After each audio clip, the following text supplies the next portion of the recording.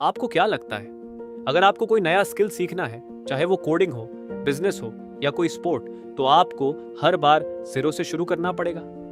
जोश वैट्सकिन की अद्भुत किताब द आर्ट ऑफ लर्निंग कहती है कि यह सोच बिल्कुल गलत है। जोश कोई आम इंसान नहीं है, वो बचपन में चेस के प्रोडजी थे। अन पर एक हॉलीवुड मूवी भी बनी है, सर्चिंग फॉर बॉबी फिशर। लेकिन उसके बाद उन्होंने चेस छोड़कर तैची नमक मार्शल आर्ट सीखा और उसमें भी वर्ल्ड चैंपियन बन गए। दो अलग अलग फील्ड्स और दोनों में दुनिया के सबसे बेहतरीन इंसान। ये कैसे हुआ? उनका सीक्रेट ये था कि उन्होंने चेस या मार्शल आर्ट्स नहीं सीखा था, उन्होंने सीखने की कला को सीख लिया था।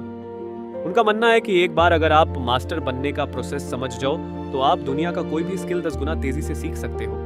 अगले 5 से 6 मिनट में हम उनके 3 सबसे बड़े और डेंजरस सीक्रेट्स को डिकोड करेंगे जो आपको आपके फील्ड का एब्सोल्यूट मास्टर बना देंगे। लेसन नंबर 1, इन्वेस्टमेंट इन लॉस।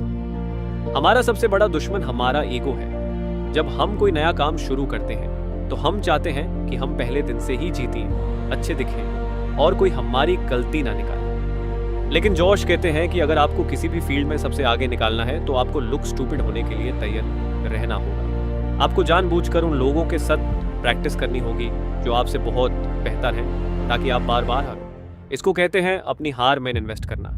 जब आप किसी बेहतर इंसान से हारते हो तो आपका ईगो टूटता है और वही हार आपकी उन गलतियों को सामने लाती है जो आपको आम लोगों से छुपी हुई थी। जो इंसान हारने के डर से सिर्फ कमजोर लोगों के साथ खेलता है या प्रैक्टिस करता है, वो कभी ग्रो नहीं कर पाता। अगर टॉप पर पहुंचना है तो पहले थोड़ा दुख और बहुत सारी हार खरीदना सीखो। Lesson number 2, making smaller circles. जब एक आम इंसान कोई नया स्किल सीखता है तो वो सब कुछ एक साथ सीखने की कोशिश करता है। वो बड़े बड़े स्लोपी मूवमेंट्स करता है। अगर कोई चेस सीख रहा है तो वो कॉम्प्लेक्स ओपनिंग्स रटने लगेगा। अगर कोई बिजनेस सीख रहा है तो वो सीधे करोड़ रुपए की मार्केटिंग स्ट्रैटेजी बनाने लगेगा।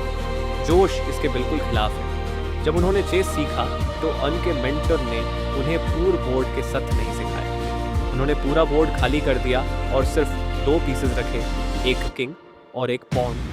उन्होंने कहा, पहले इस माइक्रोस्कोपिक चीज को मास्टर करो।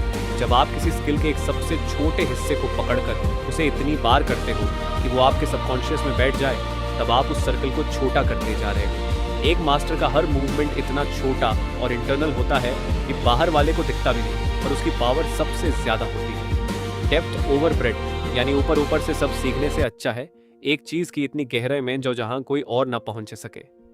Lesson number 3, slowing down time by domesticating the subconscious. आपने बहुत बार देखा होगा कि जो बड़े एक्सपर्ट्स होते हैं जैसे विराट कोहली या M S Dhoni, high pressure situations में भी उनके पास बहुत टाइम होता है। उन्हें देख कर लगता है जैसे उनके लिए वक्त धीमा हो गया है। ये कोई जादू नहीं है, ये उनके सबकॉन्शियस माइंड का कमाल है। जब एक्सट्रीम प्रेशर होता है तो एक आम इंसान का दिमाग पैनिक करने लगता है, जिससे वक्त बहुत तेजी से निकाल जाता है। एक मास्टर इससे बचने के लिए एक रूटीन बनाता है। जोश कहते हैं कि आपको एक ऐसा फिजियोलॉजिकल ट्रिगर तैयार करना चाहिए जो आपके ब्रेन को इंस्टेंटली डीप फोकस में डाल दे। एक छोटा सा रूटीन बनाओ, जैसे कोई खास म्यूजिक सुनना, एक डीप ब्रेथ लेना और एक स्पेसिफिक स्ट्रेच करना। जब आप इस रूटीन को रोज अपने सबसे काल्म एनवायरनमेंट में करते हो तो आपका ब्रेन इस रूटीन को डीप फोकस से जोड़ लेता है। फिर जब आप सबसे बड़े प्रेशर में होंगे, आप बस वो रूटीन रिपीट करोगे और आपका ब्रेन इंस्टेंटली शांत होकर पीक परफॉर्मेंस मोड में चला जाएगा। इस पूरी किताब का सार बहुत सीधा है। मास्टरी किसी फील्ड का नाम नहीं है, ये आपके दिमाग का एक प्रोसेस है। अपने ईगो को साइड में रखो और हारने से मत डरो। किसी भी काम के सबसे छोटे और बेसिक रूल को पकड़ो और यूज इतना मास्टर करो कि वो आपका सबकॉन्शियस चलाने लगे। और प्रेशर के वक्त शांत रहने के लिए अपने पर्सनल ट्रिगर्स सेट करो।